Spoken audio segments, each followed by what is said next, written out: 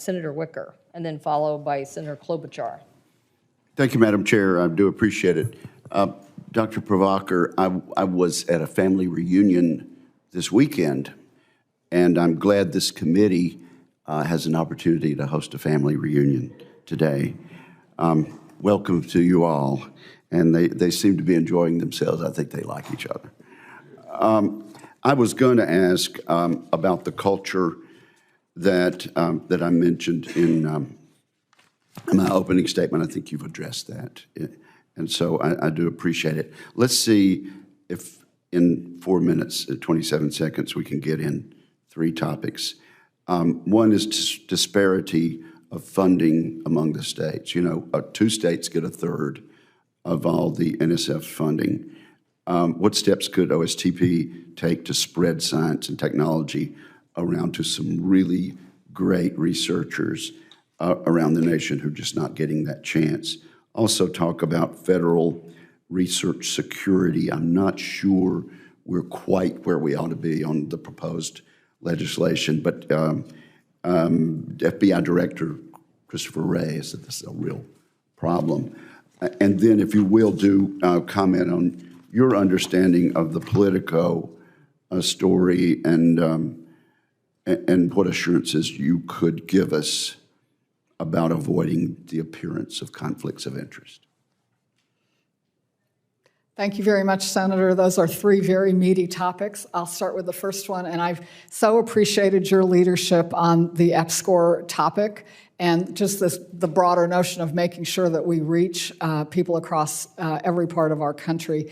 I was an undergraduate at Texas Tech University, and when I was there, this is now a long time ago, my hair was still black, but at that time, that university really had very, very little research funding.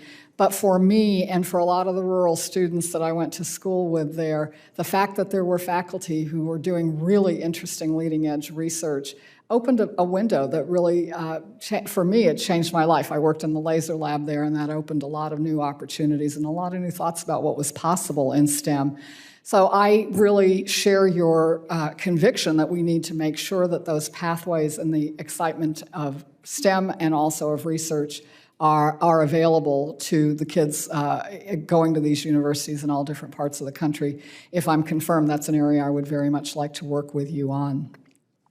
Your second topic was about research security, and again, this is one of the problems that is very real in our country today. The geopolitics of the competition that we're in with China, in particular, certainly means that we have some real issues that have to be wrestled with. They need to be dealt with a clear understanding of a couple of principles. One is how important it is for the most fundamental research to be conducted in a way that's open and widely available to the research community. That's not true as you move into product development. It's not true as you move deeper into applied work, but that is something to keep in mind for the earliest stages of research.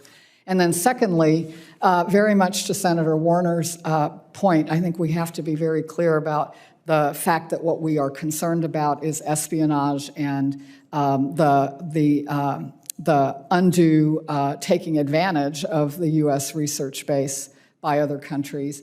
But we don't want to turn that into we don't want to inappropriately go after individuals who are earnestly working on their research and not out of line. So I think these are some of the conflicts that people are wrestling with. I know there's been some very good work done on this subject in USICA that I hope will be able to move forward. And again, if confirmed, this is a topic that I believe is very important and one that I would very much want to work with you on. To briefly turn to your last issue, which I think is critically important as well, which is about either the fact or the appearance of conflicts of interest or undue influence. This is something that I believe is fundamental for anyone in public service or any organization that's part of the government. We simply can't do our jobs as public servants if there is either a conflict or an appearance, because even if there is an appearance, what it means is that the people we need to engage will not believe that it's a level playing field and that their ideas and that their work is being taken seriously. So I take those issues very, very seriously. As I'm sure you know very well, OSTP, back to its initial enabling legislation, was designed to have a modest budget and to tap resources from across federal agencies as well as from outside in the private sector. And that's been done very successfully. It's so integral to OSTP's mission to work with all those communities that I think it does make sense to draw from different parts.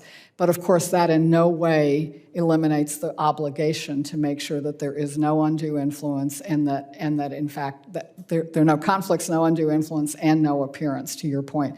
So those are some of the thoughts that I will have that will be important priorities if I'm confirmed and go into that position.